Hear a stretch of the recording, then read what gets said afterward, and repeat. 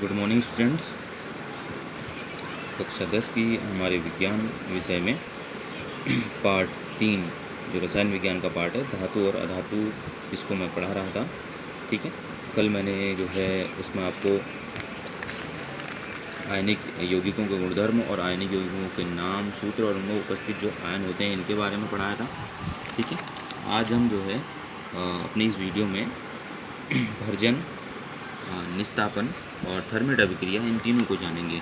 ठीक है, तो बोर्ड की दृष्टि से कक्षा 10 में बोर्ड की परीक्षाओं में ये बहुत इम्पोर्टेंट क्वेश्चन है जो आते हैं। भर्जन व निस्तापन किसे कहते हैं, या इस तरह से भी क्वेश्चन आता है, भर्जन व निस्तापन में विभेद कीजिए, अंतर बताइए करके। ठीक है, तो इस तरह से बहुत इंपॉर्टेंट क्वेश्चन है, मोस्ट इम्पॉर्टेंट क्वेश्चन है बोर्ड परीक्षाओं हेतु। ठीक है, कक्षा 10 के लिए इसको आप सही ढंग से याद करेंगे और अपनी कॉपी में नोट करेंगे। ठीक है, तो उसको देखते हैं। भर्जन, सल्फाइड अयस्क को वायु की उपस्थिति में अधिक ताप पर गर्म करने पर यह ऑक्साइड में परिवर्तित हो जाता है। यानी कि सल्फाइड यानी कि वो अयस्क मैं आपको बताऊंगा क्या होते हैं करके। यानी कि सबसे पहले खनिज जो हमको प्राकृतिक रूप से मिलते हैं, फिर उनको जो है थोड़ा सा निष्कर्षित करके या साफ करके जो है उनसे अयस्क प्राप्त किए जाते हैं, किसी भी धातु करके, किसी भी धातु के। ठीक है, तो उसमें अगर सल्फाइड की यानी कि सल्फ़र की अधिकता है तो उसे सल्फाइड अयस्क कहा जाता है। ठीक है, जैसे कि ये है हमारा ZnS, जिंक सल्फाइड बोलते हैं इसको।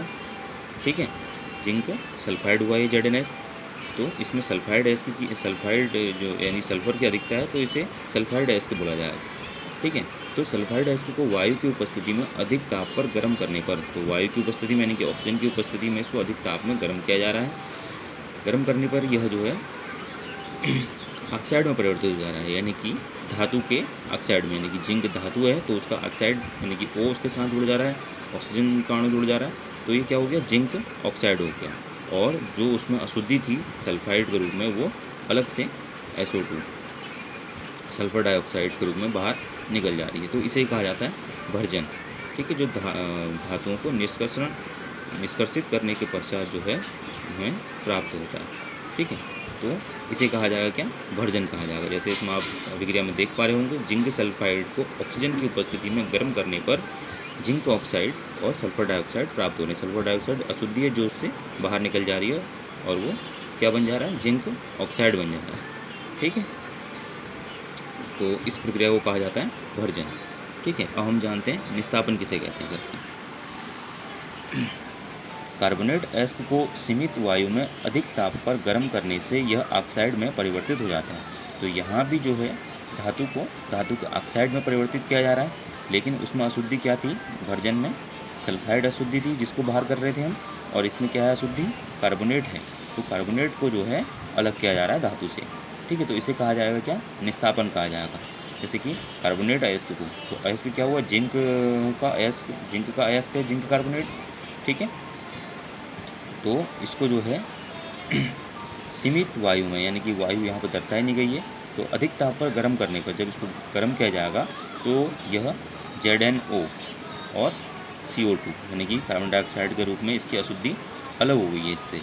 ठीक है, तो इस प्रक्रिया को क्या कहा जाता है, निस्तापन कहा जाता है, जिसमें जो है हमें धातु का ऑक्साइड प्राप्त होता है। जैसे इसमें आप देख पा रहे होंगे ZnO धातु का ऑक्साइड है, जिंक का ऑक्साइड है। ठीक है, तो इस प्रक्रिया को क्या कहा जाएगा, निस्तापन कहा जाएगा। ठीक, अब अगली आई हमारी थर्मेट अभिक्रिया। थर्मेट अभिक्रिया किसे कहते हैं, धातु ऑक्साइड की एल्युमिनियम से अभिक्रिया ऊष्माक्षेपीय होती है। इसमें अत्यधिक ऊष्मा निकलती है जिस कारण पिघली हुई अवस्था में ही धातु अलग हो जाती है। Iron third oxide, iron oxide भी बोलते हैं इसको, Fe2O3 थर्ड इसलिए लिखा है क्योंकि इसमें 3 ऑक्सीजन के अणु जुड़े हुए हैं, तो इसमें थर्ड लिखा हुआ है कि एल्युमिनियम के साथ अभिक्रिया इतनी तेज होती है कि इसके द्वारा रेलवे ट्रैकों को जोड़ते हैं। इस अभिक्रिया को थर्मेट अभिक्रिया कहा जाता है, थर्मेट अभिक्रिया कहते हैं। ठीक है, धातु ऑक्साइड की जैसे हम शुरू से देखते हैं, तो धातु ऑक्साइड यानी कि धातु का ऑक्साइड क्या है, जैसे हमारा ये आयरन है Fe, उसके साथ ऑक्साइड जुड़ा हुआ है, ऑक्सीजन के 3 अणु जुड़े हुए हैं, तो ये क्या हुआ, धातु का ऑक्साइड हुआ। उसके साथ एल्युमिनियम की अभिक्रिया होती है, तो क्या है, ये बहुत ऊष्माक्षेपीय अभिक्रिया है, जिसमें क्या होती है, अत्यधिक ऊष्मा निकलती है और पिघली हुई अवस्था में ही पिघली हुई जो अवस्था होगी उसमें क्या होगा, जो ये धातु होगी इसके ऑक्साइड से अलग हो जाती है। ठीक है, और इसका क्या कार्य होता है, इसका उदाहरण दिया गया है ये, मतलब इसका उपयोग दिया गया है, इसके द्वारा रेलवे ट्रैकों को जोड़ा जाता है करके। ठीक है, तो यह एक अभिक्रिया क्या कहलाई, थर्मेट अभिक्रिया कहलाती है। जैसे कि आपको उदाहरण में दिया गया है Fe2O3, यानी कि ये आयरन ऑक्साइड है, आयरन ऑक्साइड की एल्यूमिनियम के साथ अभिक्रिया कराई गई है, तो इसमें जो आयरन है वो अलग हो गया है, Fe अलग हो गया है, और Al2O3 और जो एल्यूमिनियम ऑक्साइड है वो अलग हो गया है।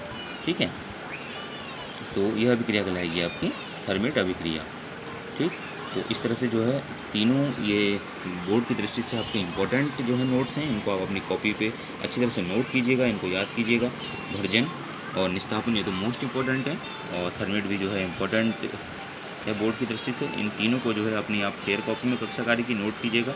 और मुझे जो है अपना होमवर्क, जो मैंने कहा था कि आज शाम को मैं 5 बजे ग्रुप खोलूँगा, तो उसमें जो है आप मुझे अपना होमवर्क की, साइंस के होमवर्क की इमेज जो है भेज सकते हैं। ठीक है,